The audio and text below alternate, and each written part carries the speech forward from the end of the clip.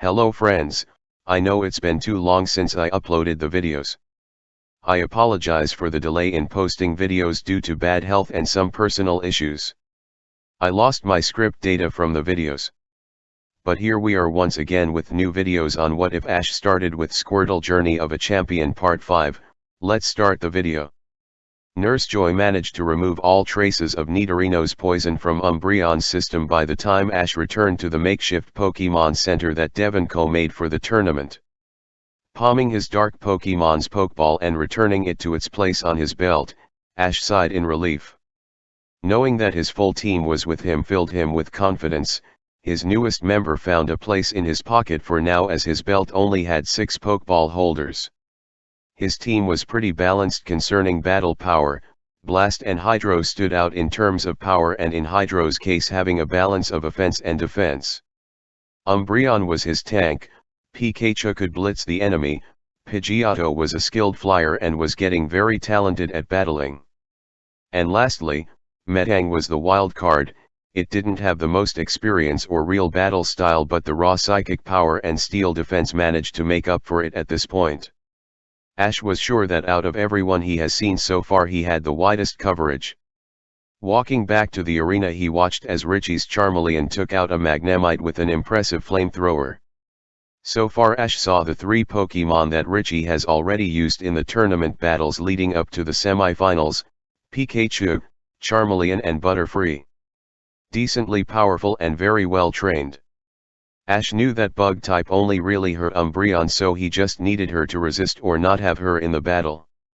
Although, knowing what he was going to do against his opponent in the finals was great, but he needed to beat him semi-final opponent first.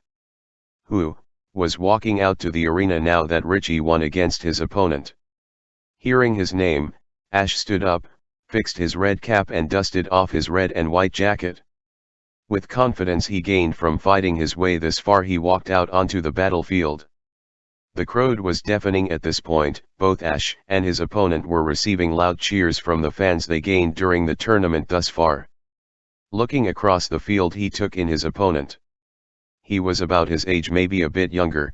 He wore a blue hoodie and black shorts. His face was tight in concentration and he looked ready to battle. Ash knew he was likely staring and turned to the ref who was addressing the crowd. "Ladies and gentlemen." The ref called out, his voice echoing out over the stands. "This is the semi-final match. Ash Ketchum from Pallet Town vs Sam Barrow of Pewter City. This will be 3-on-3 and substitution is allowed, there is no time limit." Ash reached back and palmed Umbreon's ball. She was his tank and with the move Moonlight, his best choice to open with. Sam reached back and palmed a Pokeball and nodded over to Ash. The Pallet Town trainer returned the nod and both tossed their Pokeball out onto the field. Umbreon stood proud and ready to battle. Across from her and in front of Sam was his first choice, Poliwhirl. The blue swirl Pokemon took its stance to wait for the battle to start. The ref looked between the trainers and turned back to the 2 Alakazam that were finishing the barrier before turning back to the battlefield. "Trainers, begin. Poliwhirl, get in close and use Brick Break," called Sam. The Poliwhirl broke out into a sprint to cover the distance. The water-type Pokemon had impressive speed to cover the distance so fast. "Wait till the last second and dodge, follow up will a Thunder Fang," Ash ordered immediately. Umbreon watched as the Poliwhirl continued to close distance with a powerful glowing arm that it tried to smash into the dark type. Training with Pokemon like Pikachu made sure that Umbreon's reflexes were up to par and she jumped to the side at the last second. Without enough space or time to move, Poliwhirl was on the receiving end of a powerful Thunder Fang. Umbreon's dark nature came into effect as she bit down harder and shook her head back and forth rapidly while the lightning continued to shock Poliwhirl. "Brick Break on its head. Get it off of you, Poliwhirl," Sam ordered hastily, obviously worried about the prolonged effects of a Thunder Fang on his water type. Ash knew that Umbreon was using an electric type move on a water type, but also knew that she didn't have the best offensive abilities right now, so he had to switch it up. Umbreon, get back and use confusion. Poliwhirl charged and slammed a brick break onto Umbreon's skull. Dazed from the direct hit to the head, she couldn't react in time for the second one that knocked her across the field. Umbreon hissed angrily and got to her feet with her red eyes glowing with psychic power. Poliwhirl use Scald then Ice Beam, ordered Sam, hoping to knock out the dark type. Poliwhirl heard the order but was unable to act as its brain was attacked by confusion. Ash saw that the attack worked and grinned. Umbreon was doing great. Use Dark Pulse then Thunder Fang. He knew that it was risky to get too close to Poliwhirl with the move Brick Break, but decided to have faith in her sturdiness. Poliwhirl built up aquatic energy in its chest for a Scald attack. Umbreon was doing the same with Dark Pulse from across the field. Both Pokémon released their attacks at the same time. The collision caused water and smoke to explode outward. Knowing that this was his chance, Ash called out to Umbreon, use Swift then Agility to close distance and finish with Thunder Fang. Umbreon charged up the normal type energy. The power swirled around the dark type before 6 golden sparkling stars formed and shot into the smoke toward Poliwhirl. Knowing that the attack was heading toward her opponent, she followed in an expert use of agility. Inside the smoke, Poliwhirl tried to find its way back toward its trainer to receive instructions. Before it could exit the smoke, 6 stars slammed into its back, knocking it off of its feet and straight onto its face. Right behind the swift attack, Umbreon charged her fangs with the yellow static energy and bit down on Poliwhirl's arm as hard as she could. The water type screamed out in pain from the electric attack and powerful bite. Umbreon, adding to the attack, bit down harder and concentrated on the water type. Red eyes glowed and Poliwhirl was hit by a confusion on top of being continuously shocked by the Thunder Fang.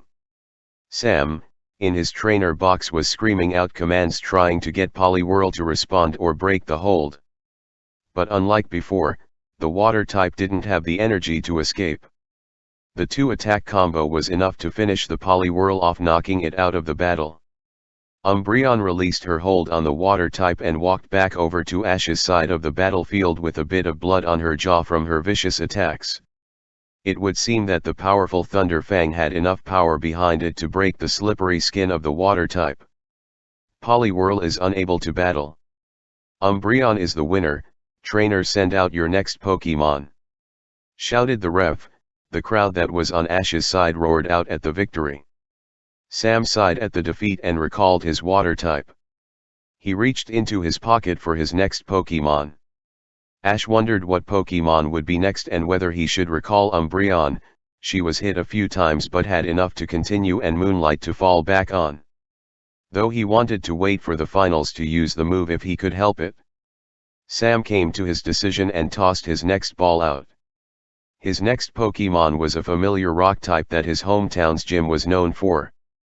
Stomping forward was a Graveler, looking both menacing and battle-hardened. Ash knew that Umbreon didn't have much of an answer for the rock and ground type and recalled Umbreon. Reaching for his belt, he wondered who he should use. Best and obvious choice would be Hydro, but what if that was what Sam wanted, since he likely knew about his water type from his previous battle?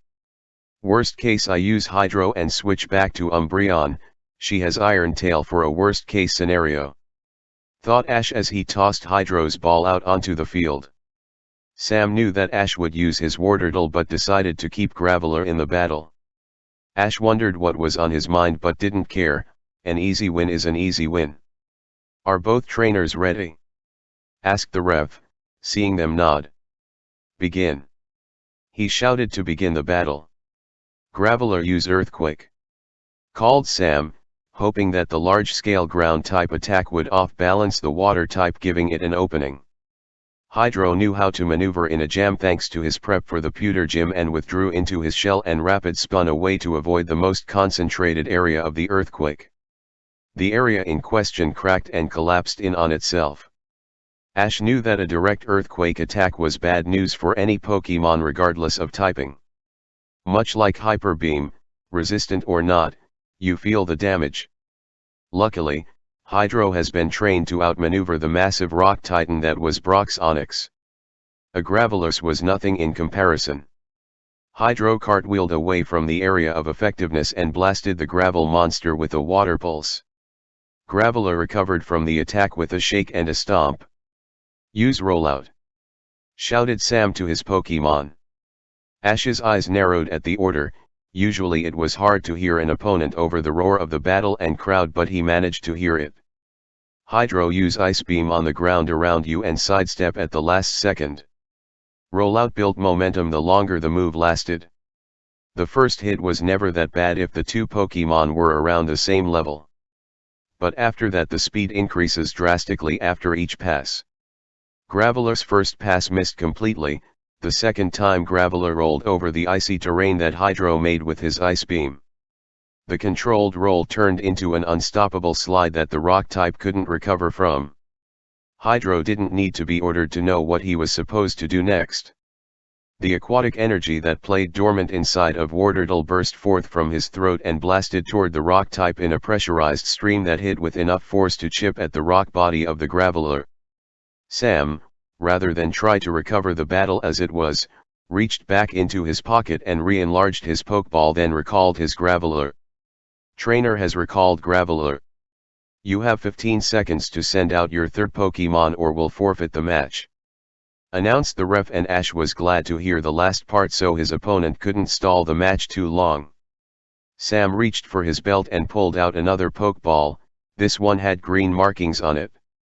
When the Pokémon was released, it was a tangled mess of vines.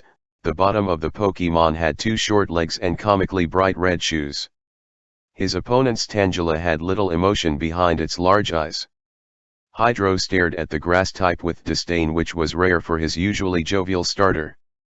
Ash knew that Hydro was at a disadvantage but knew that his partner refused to back down in the face of a natural weakness.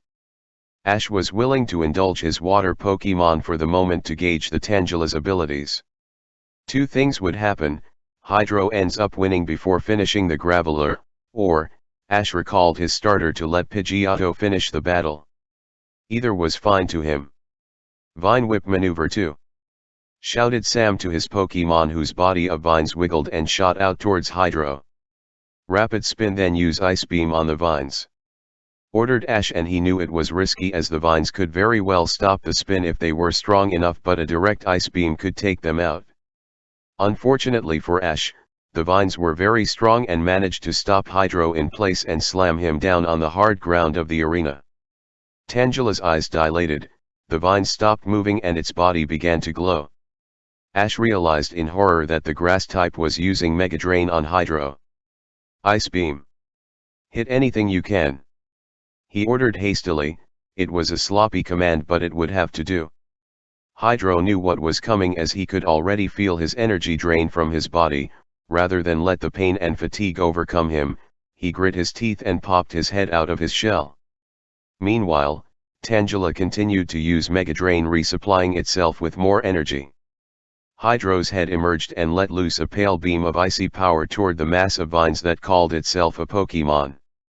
The Tangela's vines all coiled in on itself, turning into a ball of vines reminiscent of a rubber band ball as a defense mechanism. Hydro finally had his freedom and emerged from his shell with a slight pant. The energy drain did more damage than 5 Vine Whip slams. Knowing that this 3-second window was crucial, Ash called for another Ice Beam that fired within the instant toward the grass type. The vines that were hit by the ice attack froze instantly, and a well-aimed water gun caused the frozen vines to shatter. Tangela cried out in pain from losing some of its self-made nest and shot back to its feet with palpable anger. In that moment, Tangela's ability, Regeneration, activated. The vines that were destroyed by Hydro instantly regrew and the grass type looked ready to continue. Ash knew that Hydro was out of it for now and reluctantly recalled his starter, prompting the ref to reiterate the time limit for switching. Ash pulled out Pidgeotto's Pokeball and tossed it high into the air. He noticed as his golden Pidgeotto was released from her ball that the sun was starting to set, causing an orange glow to take over the skies above the arena. The crowd was filled with hushed whispers, all toward the shiny Pidgeotto that hovered in the air ready to take out the grass type. Ash knew that he just drew significant attention to himself. not just as a contestant in a rookie tournament but as a trainer that possessed a shiny Pokemon of a species that was actually worth using. Pidgeotto's 6-foot wingspan flapped powerfully to utilize a gust that created powerful winds which managed to push back Tangela. However, the grass type's many vines allowed it to stabilize itself and managed to avoid most of the damage of the move. Pidgeotto flapped again, but this time to initiate a quick attack and blurred toward the Tangela. "Catch it and use poison powder," ordered Sam to his Pokemon. Tangela sent dozens of vines toward its aerial opponent. Pidgeotto rolled away from the first wave of vines and actually blitzed through the next. Ash smirked as the results of her training bore fruit. Constantly flying toward his other Pokemon who would fire attacks at her rapidly was paying off. Pidgeotto got within attack range and ignited her wings with power and smashed them into the grass type in a powerful wing attack. Pidgeotto retook to the skies, but Tangela remained unmoved under the assault. Ash noticed that many of the vines had snaked out onto the ground like a system of roots. It would seem that sturdy defense and versatile vine attacks at a medium range was the strategy Sam was going with.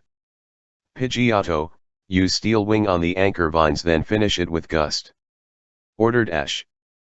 Pidgeotto re-engaged her opponent, who stared unflinchingly at the flying type despite the advantage she posed. Tangela and Sam were planning something, that much Ash knew, but for the life of him he couldn't figure out what it was. Pidgeotto managed to destroy half of the ingrained vines before the reason was revealed. Tangela's green body had a noticeable sparkle to it, and Ash only knew one move a grass type had that could mean this. Pidgeotto swooped in for a wing attack on the main body again. Ash tried to call out for her to move, but it was too little too late. Tangela's sparkly aura became stronger and stronger until it was glowing, and in that instant Pidgeotto realized what her trainer already knew. The solar beam was a direct hit to the flying type. Ash numbly watched as one of the most powerful grass type attacks overtook his golden bird. When the attack ended, Ash watched as Pidgeotto fell to the ground, twitching slightly. The ref walked closer to get a better look. It was up to him to judge whether a Pokemon could continue or not. Pidgeotto didn't want to stop the battle, it seemed, as she jumped to her feet and hacked up a bit of soot.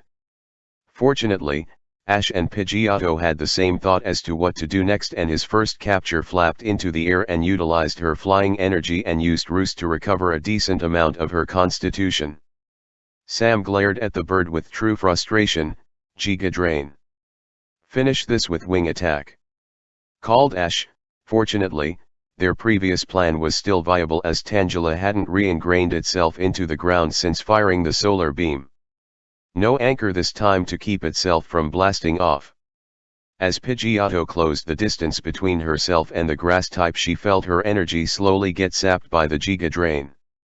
Luckily, in this instance, type truly took effect, as grass was weak against flying. The Giga Drain was too little, far too late, as Tangela was brutally assaulted by a wing attack barrage. It didn't take more than 2 before Tangela dropped. "Tangela has been defeated, Pidgeotto is the winner," announced the ref once again. "Trainer, send out your last Pokemon." Sam shook his head sadly. "My Graveler is on its last legs and he still has 3 Pokemon, I forfeit." Applause filled the air for both trainers, and Ash could tell that many in the audience, the ref included, respected Sam's decision with nods toward him. Ash recalled Pidgeotto and crossed the battlefield toward Sam.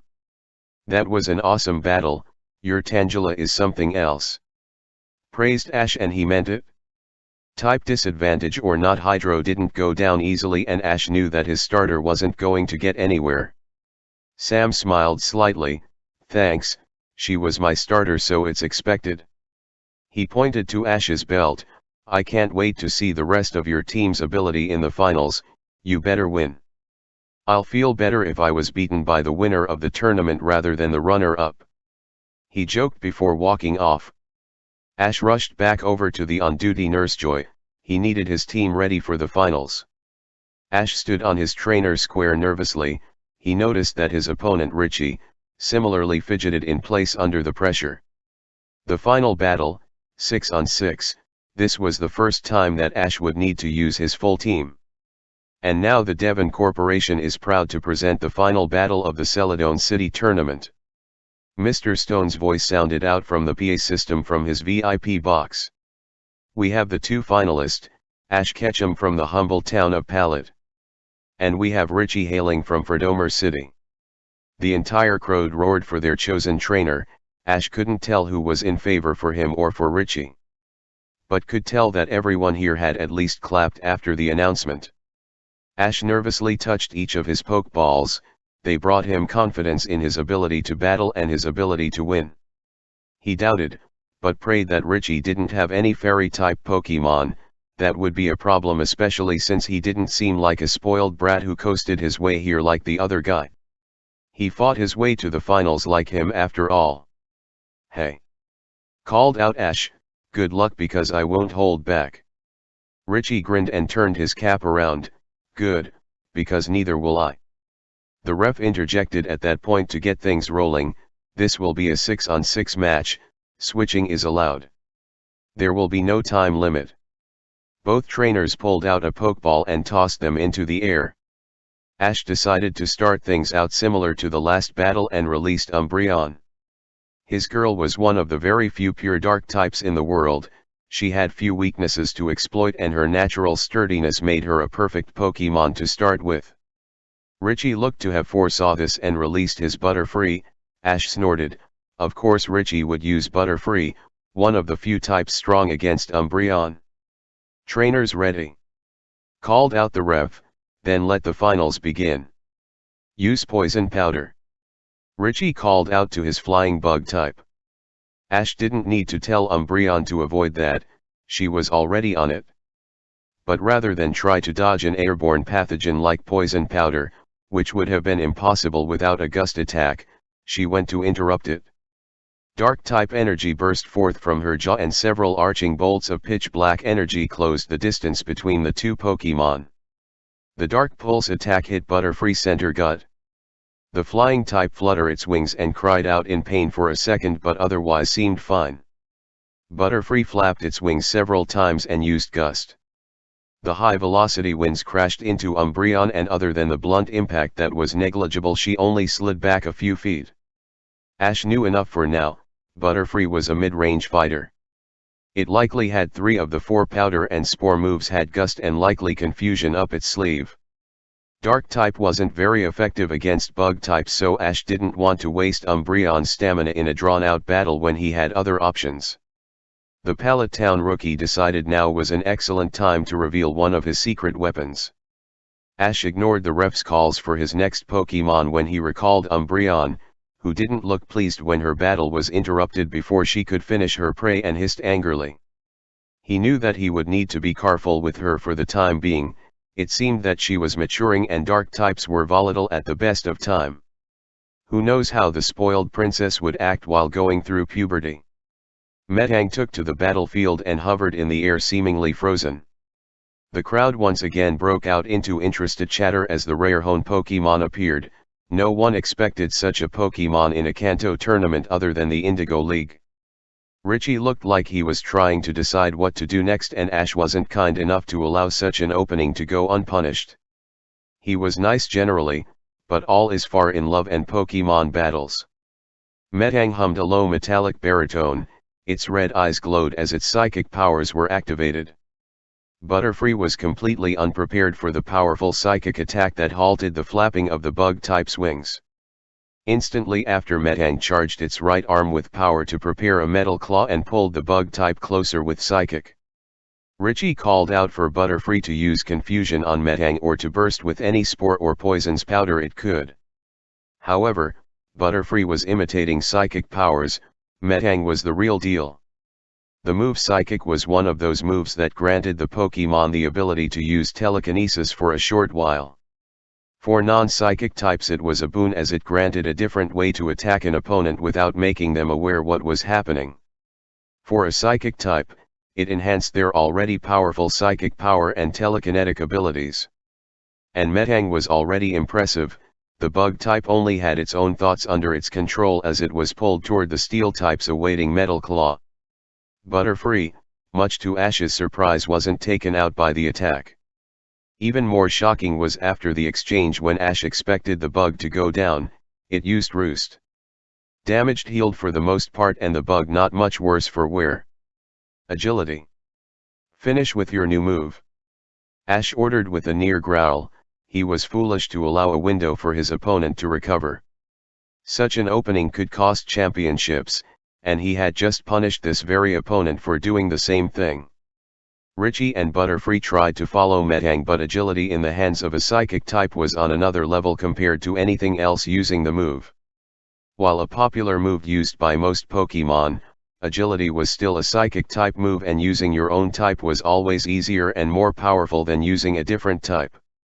It was why natural moves were called such and why they packed such a punch. Metang looked to teleport around the field, not staying in one spot long enough for either trainer or Pokemon to register it was in the spot before it left once again. Ash smirked at his Metang. Rather than buying more TMS and building its move pool, he focused on making sure it mastered its psychic abilities with the move Psychic, Confusion and Agility. He was very pleased with the outcome. But that wasn't to say he didn't teach Metang one new move. It needed a ranged Steel-type move after all, and Flash Cannon worked very well. Metang stopped moving directly behind Butterfree and with incredible speed built the Steel-type energy and released it in a tight compact beam of power. Unlike with Dark Pulse, Butterfree felt this move. Bug was weak and was neutral to Steel-type moves, but a natural Flash Cannon could hurt a Pokemon that was resistant. A direct hit from the Flash Cannon knocked Butterfree out of the sky, and as it fell to the ground, Ash ordered another Metal Claw to make sure it was out. Richie could only watch in horror as his calls of Roost went unanswered, as the bug type was unable to act in time before it was smashed into the ground by a Metal Claw from Metang. This time, Butterfree stayed down. Everyone watched as Metang, slowly and deliberately levitated back in front of Ash and awaited the next battle. The crowd loved every second so far of the battle and roared in approval. From the earlier battles, Ash knew that Richie had left Pikachu and Charmeleon. The other three were a mystery, but he was confident that impressive Charmeleon was next, unless Richie had something else up his sleeve. Charmeleon roared out as it was released onto the battlefield. Ash nodded. That was what he thought. It was likely his strongest Pokemon or close to it. Knowing that this was one of the few weaknesses Metang possessed, Ash recalled it. Umbreon re-emerged on the battlefield and lowered itself to the ground, looking ready to pounce. The Dark type was more than ready to go toe-to-toe with the Fire type and Budding Dragon. She's battled against an actually dragon before after all. The ref signaled for the start of the battle and Charmeleon blazed into action. A truly impressive flamethrower burst forth from the Fire type's jaw that nearly encompassed the entirety of Ash's side of the field. It wouldn't be a stretch to call that a fire blast, and likely would be after a bit more training and experience on the Charmeleon's part. Ash knew that the damage Umbreon received wouldn't be severe enough for her to need to be recalled, so he spoke clearly into the fire that was starting to die out, knowing that she could hear him. Both Richie and Charmeleon stared into the flames with unblinking eyes, both waiting for the slightest hint that Umbreon was going to retaliate. Ash and Umbreon didn't disappoint. From the smoke and flame came several golden stars of the swift move from many different directions. Ember! Ordered Richie, hoping to shoot down the never-missing stars. Ash smirked in triumph. That was exactly what he wanted. Right after Charmeleon took out the first star, it was assaulted by a powerful and highly focused confusion attack that brought it to one knee. The never-missing stars lived up to their title and assaulted the Fire type, exploding in a shower of golden energy exclusive to the move. Dark Pulse. Don't let up till it's out. Pitch black energy shot toward the Fire type. Charmeleon showed that it was stronger than its previous teammate and recovered quick enough to avoid the attack. Umbreon growled and fired another shot. Charmeleon met the attack with another flamethrower. The two attacks met, and unlike before, the explosion caused Ash to shield his eyes. Smoke and fire took over the arena, making it impossible to see the two Pokemon on the battlefield. When smoke started to clear, Ash could see the glowing rings of his Dark type. Moonlight! Ordered Ash. Richie didn't recognize the name of the move but ordered another flamethrower to either interrupt the attack or stop whatever Umbreon was planning. The Moonlight Pokemon was assaulted by another wall of fire. But she managed to heal most of the damage with the regenerative move. Blitz Tail, ordered Ash, using another unfamiliar term to many. Combination moves and alternative attack names were a common tactic in high-level tournaments and elite-level battles. Saying an attack name only invited the opponent to think up a counter. Charmeleon blasted rapid-fire embers toward the speeding Umbreon, who was rapidly closing distance. The combination of agility and quick attack made the normally averaged speed Umbreon close to an electric type in terms of movement for a short time. Mega Punch Zippo, Richie ordered. Meanwhile Ash snorted at Charmeleon's name. It was clever. Also clever was having the fire type wait for Umbreon to come to it with a powerful fighting type move. Dark types were weak to fighting type moves. Ash knew it was risky, but he put his faith in Umbreon. Mega Punch and Iron Tail collided in a brilliant show of power. Unfortunately, one of the two Pokemon in the collision allied itself with defense and sturdiness rather than offense, combined with the type advantage move. Charmeleon won the exchange, knocking Umbreon off balance. The fire type grabbed the dark type and slammed it down onto the ground before charging up another Mega Punch that slammed into her ribs. Umbreon didn't get back up. Ash angrily recalled Umbreon. Watching her get smashed into the ground by a Mega Punch didn't sit right with him. He wanted retribution for that, and he would have it. He shot the ref a look when he reiterated that he needed to call his next Pokemon out once again. While he would normally have Hydro wash the fire type away, Ash would settle for blasting away the Charmeleon and nothing else. Dratini landed in front of Ash, and he was thankful for once for his dragon's aggressive nature. The almost natural leer that Blast released every time he met an opponent's eyes. Charmeleon, however, may not have the dragon typing but was a prideful Pokemon and met the leer without hesitation. That was its biggest mistake. Dragons, by their very nature, were prideful and aggressive beasts. Especially pure dragon types, and while the Dragonite line was known for being the most docile of all dragons, second only to the slimy Goodra of Kalos. A general rule of thumb when regarding aggressive or powerful Pokemon was to avoid looking them in the eye, as that was a direct challenge.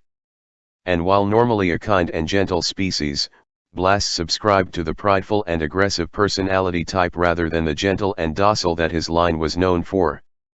Blast sped toward Charmeleon with agility, its serpent body zigzagged across the arena like a blue streak. Charmeleon, under Richie's orders, charged up a Metal Claw. Its normally short claws extended with glowing white energy to utilize the Metal Claw attack. Ash's dragon didn't care, didn't acknowledge the incoming attack, nor did he respect its power. Blast, at point-blank range, charged and expelled an ice beam at the fire type's face. Charmeleon, or Zippo, could only groan in pain, but like before, Blast and Ash didn't care.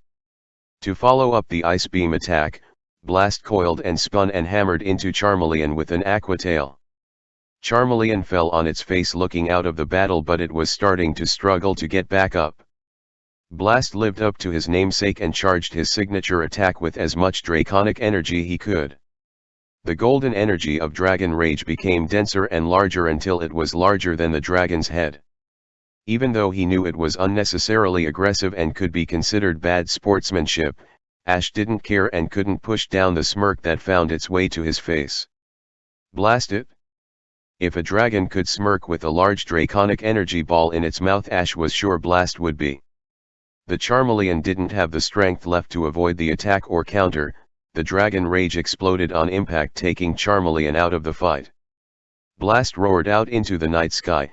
Its loud and proud exclamation seemed to snap the audience out of their dazed state from witnessing the brutal display, and the thousands of people in attendance burst into excited applause.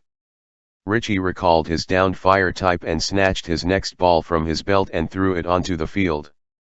Ash didn't know what he was expecting, but it certainly wasn't what came out. Richie released a Jynx. Possibly the second rarest Pokemon in the entirety of Kanto, with Clefairy at the forefront. Even Dratinis and Lapras were found more often. likely because they were so sought after, but in the past year only 3 wild Jinx have been reported to be seen by rangers or trainers. The Ice and Psychic type Pokemon were powerful, mysterious, and if trained right could be absolute monsters. Lorelei's Jinx was next to her prized Lapras in terms of power, and it was responsible for many challengers to run from the Elite Four in shambles after their whole team was stomped. Richie glared at Blast and was about to command his Jinx to attack, but Ash was the faster and recalled his dragon. He wouldn't waste Blast on an Ice type that would likely beat him after a drawn-out battle anyway. No, Ash pulled out Metang's ball and released the Steel and Psychic type. The crowd cried out in happiness at the 2 rare Pokemon that were about to battle. Ash knew that this would be an interesting battle since he knew next to nothing about how Jinx battle. He's seen a match where Lorelei used hers for a bit, but other than Ice Beam and Psychic, the Jinx didn't really move or use any special attacks. For all intents and purposes, Ash knew that he should expect Ice and Psychic type attacks and that the Pokemon is a rare species. Richie on the other hand knew about Metang. He'd lost his Butterfree to it. Advantage went to Richie for the moment. Ash intended to change that, nothing better than to start with an overwhelming offense. Metang blasted forward with agility, the speed-enhancing move furthering the speed of the levitating Steel and Psychic type tore Jinx with incredible speeds. Both large steel arms glowed a bright silver. The move Metal Claw would be a natural move that was also a weakness to Jinx. Richie called out several orders that Ash couldn't hear over the roar of the crowd. But Jinx's arm moved rapidly in front of herself. The area Jinx's arms moved through looked to glow and thicken with a sort of barrier. Metal Claw hit the near-invisible barrier with a metal screech that caused a cringe in everyone in attendance that heard it. Jinx took advantage of the momentary opening and used a powerful Ice Beam that targeted Metang's right arm, causing a large block of ice to form. "Shatter that ice with Psychic," ordered Ash immediately. Richie, and Jinx by extension, weren't going to allow Metang to free its arm and pushed into their attack. As Metang's impressive psychic abilities went to work on crushing the ice around its right arm, Jinx focused on itself and shot a white ball of light directly into the air. Ash didn't know what Richie was planning, but Metang managed to crack the ice enough that its steel body and natural strength could shatter it the rest of the way. Right as Ash was about to order Metang to re-engage Jinx, the white orb that was shot into the night sky caused black clouds to appear, and from it, hail began to fall. "There goes using Blast unless I really need to, but all non-ice type Pokemon get hurt in hail, so there is that," thought Ash as he looked into the sky as small ice rocks began to fall slowly but picking up in intensity as the seconds passed. Agility then blasted away with Metal Claw. Metang was quick to respond and blurred several meters away before doing so again almost instantly. While Metang was popping up randomly around the battlefield, Jinx was trying to anticipate the next spot that it would appear in. Ash knew that if Metal Claw could hit, then the fight would be over. Jinx weren't known for their hardiness. While they could take powerful attacks such as flamethrowers or solar beams, it was direct physical damage that did them in. Metal Claw was a physical natural move that was strong against her. Ash knew this would end it. As Metang appeared and moved to attack, there was a slight half-second opening as the steel type moved into a striking position. Jinx used that to launch her Shadow Ball right into Metang's face, causing it to falter just enough for Jinx to follow up with a slimy lick attack. Both moves were very effective against Metang, and worse was that Ash's steel type was now paralyzed. Focus Blast. It was a last-ditch effort to deal some damage to Jinx. Richie issued more orders, but the hail made it impossible for Ash to hear and counter.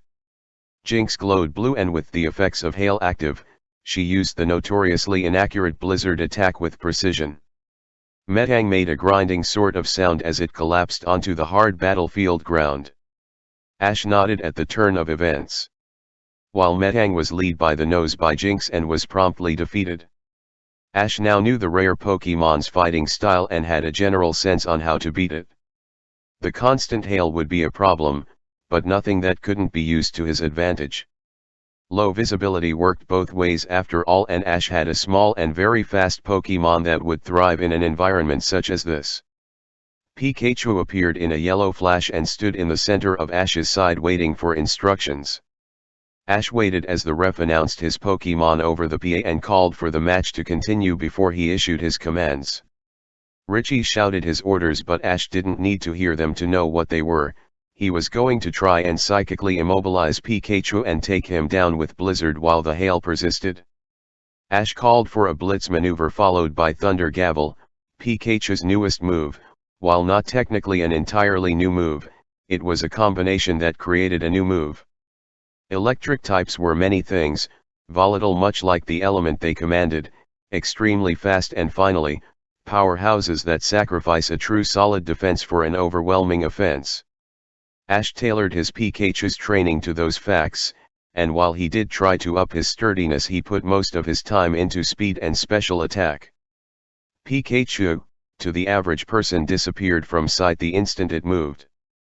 But to Ash and experienced trainers of speed demons followed the yellow blur even as it ran through the thick hail. Jinx was turning back and forth, trying to find its opponent to ensnare it in a psychic hold. But Pikachu was too fast, and far too small to be spotted by the ice and psychic type. It was Pikachu's playful nature that caused it to slow down for a brief moment on the far right side of the field to draw Jinx and Richie's attention before blurring away to attack. As both trainer and Pokemon tried to locate the yellow rodent, Pikachu was coating its lightning bolt-shaped tail in metallic energy and charging his electric sacs at the same time. Ash found himself grinning in anticipation for the fallout of this attack. Jinx was slow and facing the wrong way. There was no way it could avoid this, and Richie hadn't spotted Pikachu yet either. Check and mate. Pikachu first jumped above the ice and psychic type, revealing its location to everyone that had yet to see it. And in the instant that both trainer and Pokemon realized where Pikachu was, they realized that it was too late. The iron tail slammed down with force that was impressive for such a small Pokemon, and in the next moment yellow lightning erupted from Pikachu in a highly inaccurate but incredibly powerful thunderbolt. The overpowered thunderbolt attack was then channeled into the metallic tail thanks to the conductive properties of metal, causing the iron tail's power to amplify tenfold. Jinx wasn't known for their sturdiness, and Ash was sure that his Thunder Gavel was toward the higher end of the spectrum regarding power in Ash's Pokemon's move bank. Only Metang's fully charged Flash Cannon could rival it at the moment. Richie, Ash, and all of the spectators watched as Jinx crashed face first onto the ground, cracking the solid ground from the impact. This time Ash didn't care to acknowledge the applause and just stared across the field toward Richie.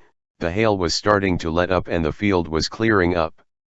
Richie found himself down half his team if Ash's math was correct, and he only knew that his opponent had a Pikachu up his sleeve still.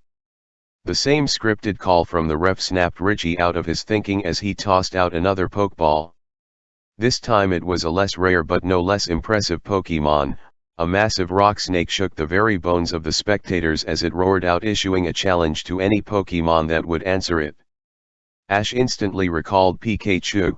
He wouldn't be much help here.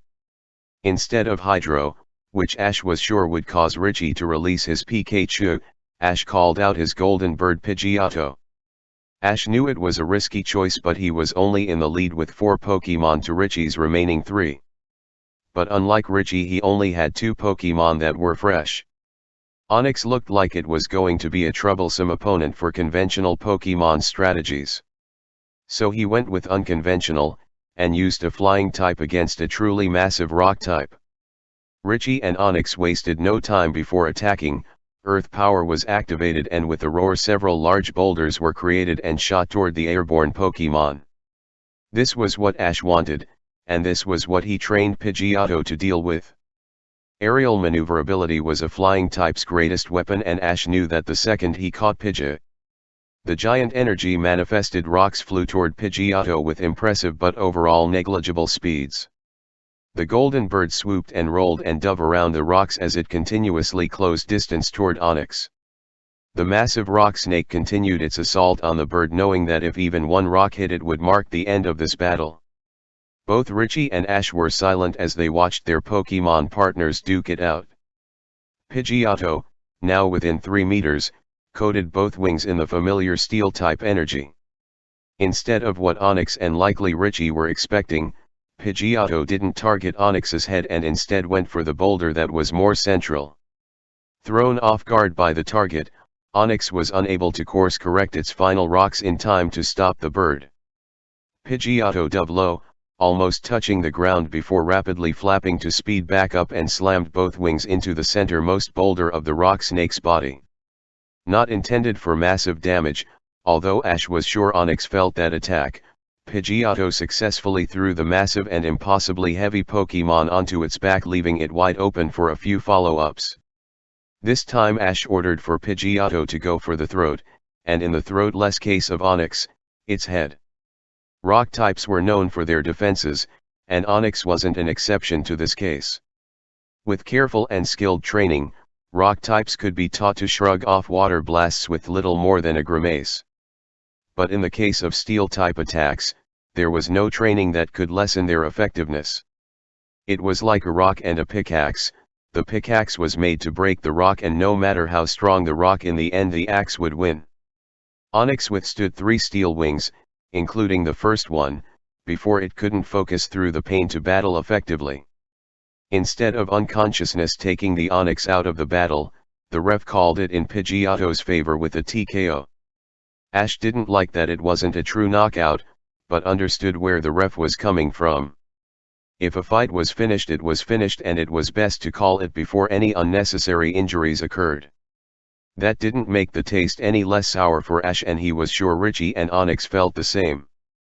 The 5th Pokémon on Richie's roster was an Eevee that barked out in challenge toward the large golden bird. Ash would give the little guy this, he was tenacious. But being a trainer of that specific Pokémon before, he knew not to underestimate it, so he didn't. He recalled Pidgeotto for the moment and released Pikachu. The yellow rodent was for the most part unharmed. The battle with Jinx only lasted a few minutes, and he wasn't hit by anything other than a bit of hail that was negligible. Eevee and Pikachu met each other's vision and growled at one another. Ref called out for the battle to begin, and Eevee let loose a barrage of golden sparkling stars in a textbook usage of Swift. Pikachu blasted all of them away using a rapid-fire barrage of Thunder Shock. By the time all the stars were gone, Eevee had closed the distance between itself and Pikachu and used Takedown. The yellow rodent squeaked in pain from the powerful attack. He tried to recover fast enough, but the brown canine didn't let up and used a quick attack. As Eevee was about to finish Pikachu off with another quick attack, it stopped in place with yellow static surrounding its body. Ash sighed in relief seeing that Pikachu's ability activated and gave them a second to retaliate. Ash and Richie both screamed out orders, and both Pokémon shouted as they answered their master's calls. Pikachu charged up a powerful thunderbolt, and Eevee lowered itself to the ground ready to take off. Since they were still so close to each other, Eevee was able to cross the distance between them in a flash. But Pikachu was able to release all of its pent-up lightning at the same time. Pikachu fell back to the ground unconscious. 2 takedowns was more than enough for him to be out of the fight. Eevee managed to struggle for a moment but was taken down by the yellow lightning bolt. Both Pokémon finished the other off, ending their battle in a double knockout. Ash recalled Pikachu and called out the only Pokémon he had left that wasn't susceptible to electric attacks, Blast. Richie, however, didn't look like he was ready to continue as he reattached his Pokeball to his belt. When the ref looked to repeat the same rule, again, Richie turned to the official with a pained expression. My Pikachu suffered from a bad crunch in the semifinals and still isn't back to full strength. I forfeit. Groans and dejected moans filled the audience, and if Ash was honest, he let a small one out himself. He may have won, but he really wanted to continue battling. Not to mention he never got to use Hydro, who he was sure was going to pout about that when he was out training next time. Due to forfeit, trainer Richie has lost the match. The winner is Ash Ketchum from Pallet Town, announced the ref. Before the cheers were loud, and if Ash thought about it, tame. This time, being called the winner in front of this many excited spectators, they roared out in thunderous applause that Ash felt in his very bones. This was just a taste of the feeling he would get when Lance's final Dragonite fell to his Pokémon. The huge grin on his face was so large Ash was sure his face would be sore in the morning from it. He didn't know how long he was looking at the roaring audience, but he was snapped out of it by a hard slap to his shoulder. That was some expert battling young man. Ash turned to the person and almost gaped at the up-close look at one of the most powerful men in the world. Mr. Stone chuckled at the expression. "You remind me of my son, the first time he won a tournament." "Son? I didn't think he had a son," thought Ash for a second, then, he face-palmed hard. "You're Stephen Stone's father, Hone's former champion," muttered Ash in realization. No wonder Stephen was so generous with the poker costs, he likely didn't even register tens of thousands as anything more than pocket money. The CEO grinned. "Yes, he is my oldest son. I also have a daughter who just started her journey over in Hone." Ash was then privy to the sparkling eyes of a man who was about to gush about their daughters. Before that could happen, the CEO was handed a mic. Turning to Ash for a moment, he whispered, "I'm going to announce you as the winner and hand over this envelope with your prize money and then the pokeball. Open the pokeball so everyone can see the Pokemon, okay?" Ash nodded and Mr. Stone did just as he explained.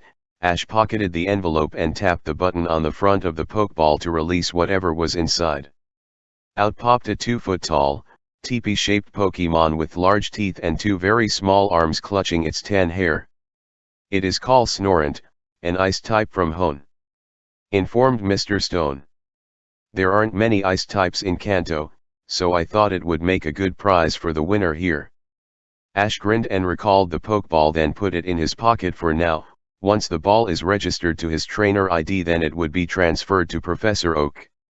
There wasn't much after the prizes, another round of applause and several pictures next to Mr. Stone.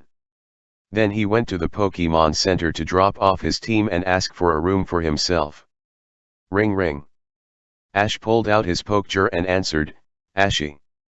I'm so proud of you," screamed his mother into the call, making him cringe at the volume. "Mom, I can hear you just fine," Ash said, trying to calm her down. It had the opposite effect. "Oh no, you don't try and take this from me. My boy just won his very first tournament and I'm going to celebrate it," she said fiercely. "Well," Ash started, "thanks for watching.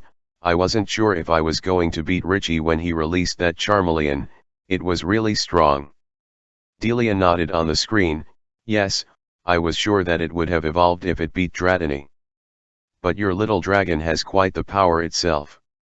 Ash grinned. "Yeah, he does. I don't call him Blast for nothing," he said, chuckling.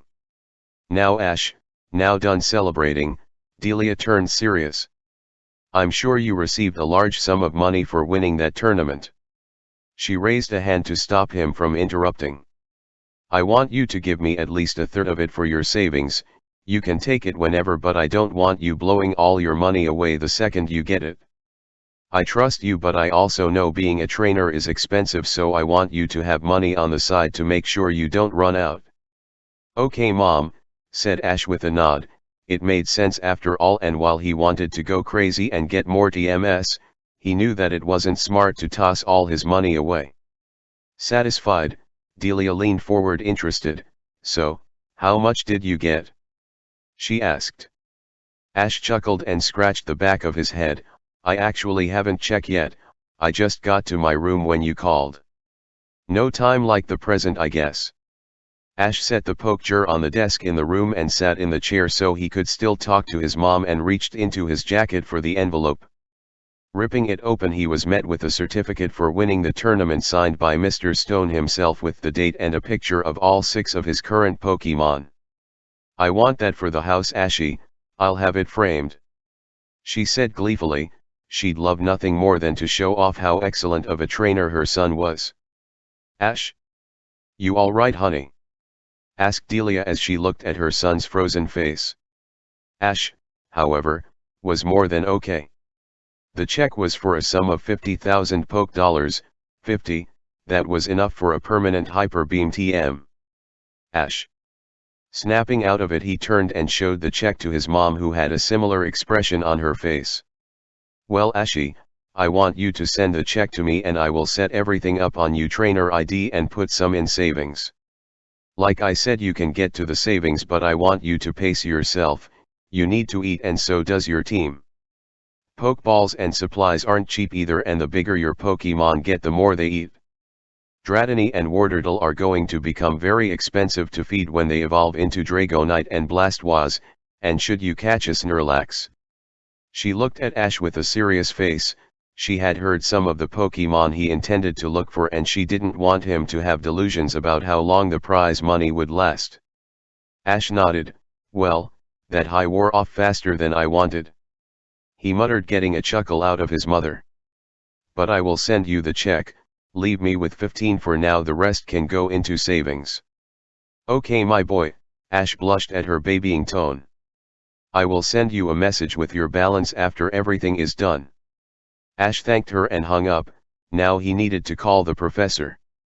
The aging professor popped up on the screen with a smile. Ash my boy, I was just talking to Gary about your battle with that Richie boy. Your Pokemon were looking great.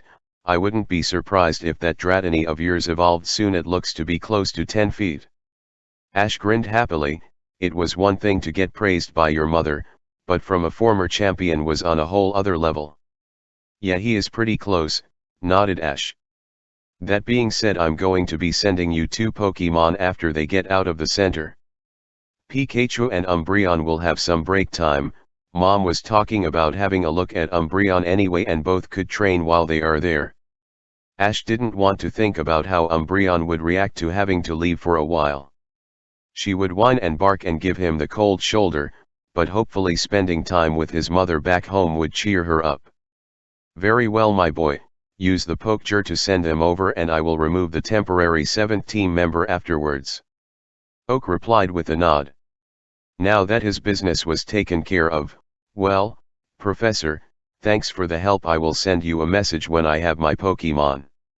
Breakfast at a Pokemon Center varied depending on which one you were currently in. Back in Pewter City, the food served was a lot of fresh fruit and vegetables thanks to fertile lands. Rock and ground types were good for helping the ecosystem as well as battling. Cerulean City was home to a massive lake and a variety of streams. Needless to say, he noticed a lot of Magikarp fillet and black sea king. As he dug into his breakfast, he thought to his next destination. He had a little over 5 weeks before the deadline to get a ticket for the SSN for beating LT Surge. However, after beating his second gym and winning a televised tournament, he was sure that his gym battles from now on would be tougher. Also, LT Surge wasn't known for taking it easy on challengers. Even those who go to his gym first for his weakest Pokemon are beaten half of the time. Electric types really were powerful and their reflexes and speeds made them hard to pin down. He couldn't use Hydro, nor Pidgeotto. Ash would need to train Charmander up to a gym readiness power level. Also, he'd need to catch a ground type, not only for Surge but for his team to have even more coverage. Excuse me, Ash looked up and saw Richie looking down at him with a tray of food. Ash gestured him to take a seat. That was a really good battle, Richie. I was impressed with all of your Pokemon, especially Charmeleon and Jynx. Ash said, good-spirited. Richie smiled happily. Yezippo's got a lot of power and Icy is my strongest at the moment. Your team is really strong too. That Metang and Dratini were really impressive. Brightening up as if he remembered something, also. I never thought that my Onix would have been taken down by anything other than your Wartortle. That shiny Pidgeotto is really special. Ash grinned at his former opponent. He was more impressed by the battle than depressed with his loss. Thanks. He paused as he remembered something. How is your Pikachu? Richie sobered up a little. He's doing better. That crunch attack really messed up his tail. Nurse Joy wants to keep him under observation for another night before releasing him. Sorry to hear that, consoled Ash. I hope to battle him next time. So how many badges do you have so far? Asked Ash. Richie had a lot of battling experience behind him based on his Pokemon's performance last night. Pulling out a rectangular box, he opened it to show Ash, "I have 4, but only one of the main 8. I challenge all gyms I come across, prime triple A gyms, or the smaller independent ones. They all count anyway." Shrugged Richie. That surprised Ash. "I might check some of those out if I have time. But I want to take down the main 8 before the league." Richie shrugged. "Me too, but I want to get as much experience as I can. Also, Giovanni is notorious for not being at his gym, so I don't want to miss out on all 8 because of the recluse." "Yeah, that is a good point," nodded Ash. "Well, if you have a poker we should trade numbers. If you're in the same area of me sometime I'd love to battle again." Richie pulled out a clearly aged poker and typed in Ash's information while Ash did the same on his. Ash put all his napkins on his tray and stood up. "Again, that was an awesome battle. See you around, Richie." The other boy waved as he dug into his food as Ash walked off. This went about as planned. Out on the road leading out of Cerulean he stopped. Ash released all 8 Pokemon he currently had to tell them his plans and to send Oak the 2 extra he had. Pikachu took it in stride. Umbreon was less pleased. At first she was angry and lashed out at a nearby tree with a dark pulse until it was a stump. Then it was begging Ash to stay. He would be lying if he said it wasn't working. But Ash was killing 2 birds with 1 stone. His mother got to research Umbreon in person and he could have space for Charmander and Snorunt. "Brrree!" moaned Umbreon as she rubbed her head on his leg. Ash grit his teeth and killed his emotions. "I'm sorry, but you'll have a lot of fun with Pikachu and my mom at the professor's lab." Umbreon perked up at the mention of Ash's mom. She was her second favorite human. "Now please be a big girl and stop pouting. I will rotate you back in after a while, but for now you will stay back home for a week or 2. Firm and strong, Umbreon responded to Ash's firm order and straightened back up and went to say her goodbyes to the others. Ash was happy that she was back to normal. Now it was the very long road to Vermilion City to take down the Thunder King Surge. That's it for today. Thanks for watching and listening to the story. Please subscribe to the channel and leave and like a comment.